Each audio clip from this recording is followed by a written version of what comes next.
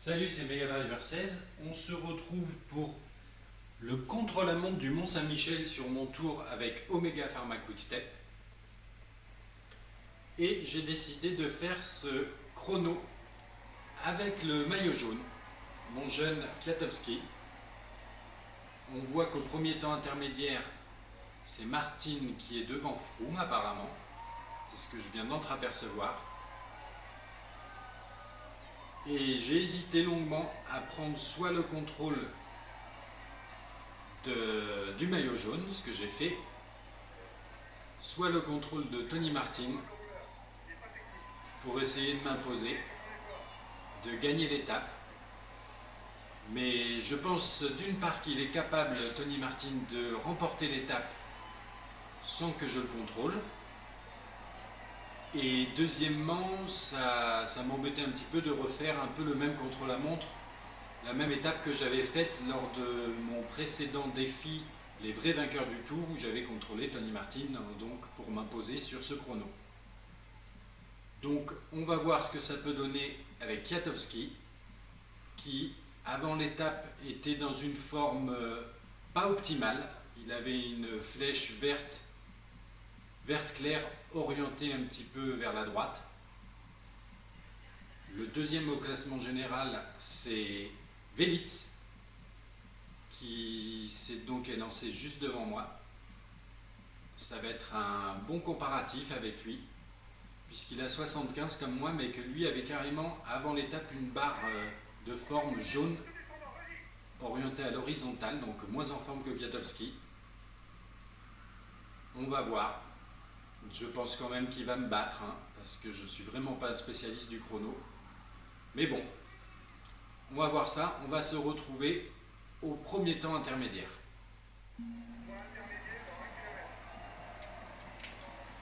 On se retrouve donc à 400 mètres du premier temps intermédiaire. On va avoir une petite idée là. Voilà. Tony Martin, donc comme j'avais vu, est 11 secondes devant Froome. Et Kwiatkowski est 18e à 43 secondes, d'après ce que j'ai vu, je vais le réafficher. 49 secondes même plutôt. Ouais, ça part pas terrible. Mais bon, on va voir ce que ça donne. On va se retrouver pour le second temps intermédiaire et la fin de ce chrono. Nous voici à 1 km du deuxième temps intermédiaire. J'ai peur, je pense que ça va pas être bon. Je n'ai pas fait d'erreur particulière, de toute façon il n'y a pas de difficulté sur ce chrono, mais bon. Et voilà, Tony Martin, bon ben ça c'est la bonne nouvelle, toujours premier devant Froome, et Kwiatkowski par contre, 30e à 1,44, ça fait mal, ça fait très mal. Je ne vais pas me répéter une énième fois, mais c'est vrai que les chronos, ben, j'y arrive pas sur cette édition 2013, autant sur le Tour de France 2012, le jeu, eh ben, j'avais commencé à maîtriser au fur et à mesure, et c'était des étapes où, avec des coureurs à 75 en chrono, on pouvait faire des bons trucs quand même si on gérait bien. Mais là, c'est pas le cas sur ce 2013 pour moi en tout cas. Je sais pas s'il y en a beaucoup qui maîtrisent bien et qui font des belles perfs, mais moi c'est plutôt de l'ordre du calvaire à chaque fois ces chronos. Sauf avec les coureurs top dans ce domaine-là, bien sûr.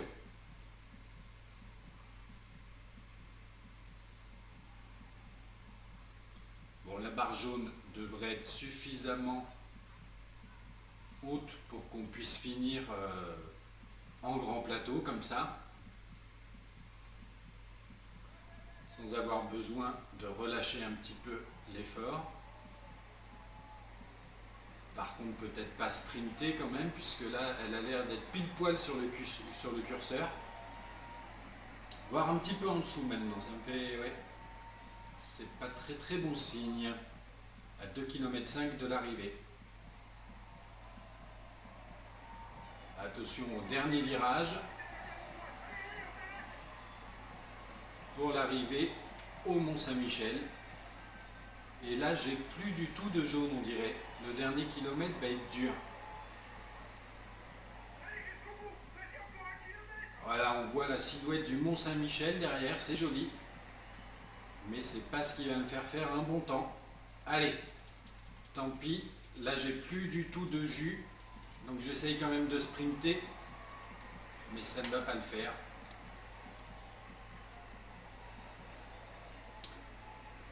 Eh bien, en tout cas, on a la victoire d'étape avec Tony Martin. Ça, c'est très très bien. Bonne nouvelle. Il s'est classé premier devant Froome et j'ai cru voir Chavanel en troisième position. Comme dans mon défi Les Vrais Vainqueurs. Impressionnant quand même, Chavanel. Le maillot jaune, donc toujours sur les épaules de Kwiatkowski. Le maillot vert, Cavendish. Le maillot à pois, Velits. Le maillot blanc, toujours Kwiatkowski. Allons voir l'étendue des dégâts, mais à 1,44 au deuxième intermédiaire, je ne fais pas beaucoup d'espoir et j'ai dû passer largement au-dessus des 2 minutes de retard sur Martin et Froome. Alors, regardons ça. On a Tony Martin 23 secondes devant Froome, 1,06 devant Chavanel. Ensuite j'ai Grapch chez moi qui est 13e à 1,58. Oula, je suis même pas là moi encore, dis donc. Et on a Velits, voilà, je m'en doutais bien, il allait faire mieux. Il est 30e à 2,30. Toujours pas de Kwiatkowski. Et Kwiatkowski qui est même au-delà des 3 minutes. Donc un peu plus de 2 minutes 30 de retard sur Froome. 41e Kwiatkowski donc. À 3,02 de Tony Martin. Dans le même temps, et ça c'est malheureux de voir ça, que Quintana. Quintana aussi en 3,02, alors qu'il n'a que 72 en contre-la-montre, il me semble, et Kwiatkowski en a quand même 75, donc c'est définitivement avéré, je suis mauvais en chrono.